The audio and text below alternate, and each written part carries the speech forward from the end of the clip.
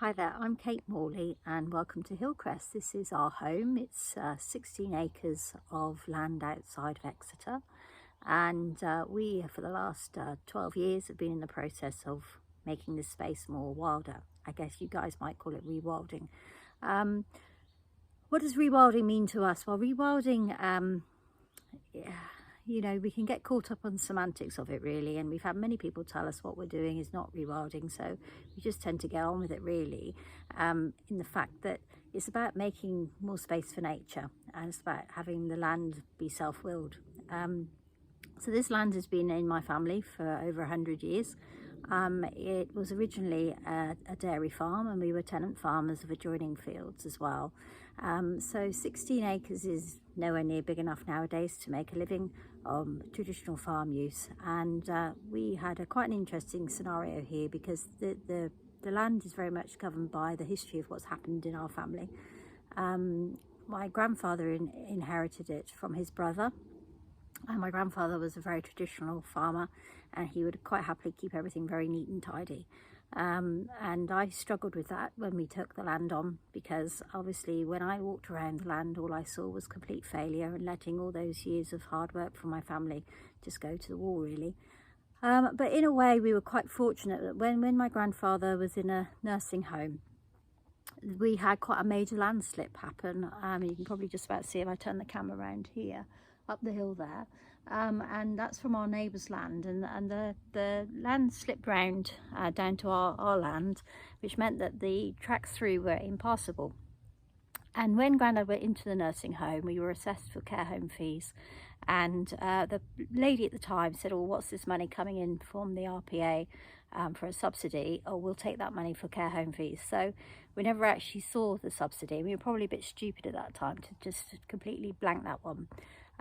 So the money got taken to pay for his care, which was fine.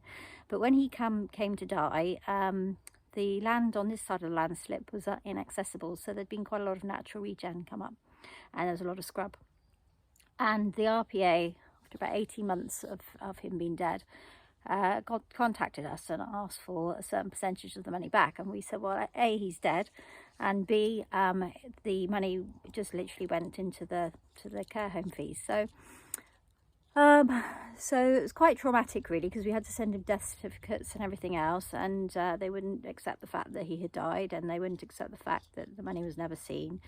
So eventually, after lots of wrangling, they agreed, and they said that, okay, well, the scrub developed, but the case is closed. So when we came to buy the land off the rest of the family, I was very keen not to get involved in subsidies at all.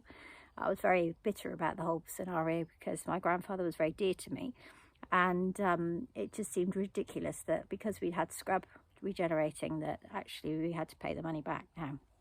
So anyway, so we decided we didn't want anything to do with subsidies, but through many years of different working in, my husband has worked in wolf conservation for a long time in Eastern Europe. We decided, he convinced me that we needed to rewild the land, and I was looking around to see how we could go about that really. So when we took on the land, my mum was very vociferous that it was going to take an awful lot of effort to keep it looking pristine. And I thought, how do I change the rhetoric for my daughter? And so we decided to plant trees. So we were very lucky that we contacted More Trees, which are a wonderful charity based in South Devon, who collects seed locally, and they grow seed in their nurseries, and then volunteer groups come out and plant trees. I was a little bit worried about the fact that we get lots of troops of people coming here and being disrespectful and all the, you know, the usual things. But actually, More Trees were fantastic. We had a wonderful experience with them. We had groups of Buddhists, and we had all sorts of different groups, people who had lost loved ones and wanted to come and plant trees in memory of them. So it was a really strange experience, really, because I was expecting it to be quite methodical and in and out, but actually I noticed how much people were getting from being here on the land and spending time in nature, and it was an incredible experience. And now what I'll do over the next couple of days is show you around the site and to show you all the different things which are happening. But if you'd have asked me when we had this land, first of all, what nature we had here, I probably would have said deer, and I probably would have said foxes, because that's what we'd seen. But now we have polecats, we have dormice, we have glowworms. So I'll show you some of those habitats, which are very exciting. So nature's sort of returning, which is giving us hope for what we're doing here. So when we talk about rewilding, I find it quite hard to not get too caught up in the semantics. Are we rewilding or not? When does tree planting become rewilding? We're on a process of a continuum where this is the first process. We planted trees. We've got a lot of natural regen, which you can see here. But also what we're doing as well is we are hoping that probably after our woodland grant scheme comes to an end, which is I know about 3 years away, so we're hoping to bring in herbivores and all the necessary disturbance and poo that we would get there, which will hopefully sort of drive those processes. So I'd be really keen to hear from people, but what I think is really, really important in the rewilding debate at the moment is that the rewilders, or the ones which are pro-nature, don't get caught up in the actual how can we go about it, what is rewilding, and actually very supportive about what people are doing, because yes, we're going to make mistakes, but actually it's about actually doing something. It's about taking action. It's not about land abandonment, and I'll show you some of those processes which are not land abandonment. But it's about being collaborative and saying together, actually, let's just learn together from what we can do. The UK is in a very unique position in the fact that we're an island, so any processes that we encourage, so for instance, you know, in Europe we have excitement about the fact that wolves are now seen in Denmark. Well, that will never happen here. So rewilding in the UK is always going to be quite unique, and the research which is needed is going to be quite specific to the UK.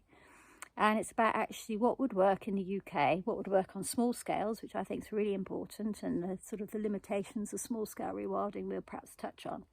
But also, you know, what will work large scale, but actually about connectivity, so how we become a core site and how we can connect up across the landscape. So it's about landscape wide. And my real interest is actually not so much the sort of ecological side of things, because there's lots of experts out there, but it's more about sort of changing people's behaviour and looking at how we could, you know, stop people trying to control the landscape and actually accepting change, which is what rewilding brings, and making a wilder landscape is something which a lot of people aren't very comfortable with. So perhaps we'll explore those themes over the next couple of days.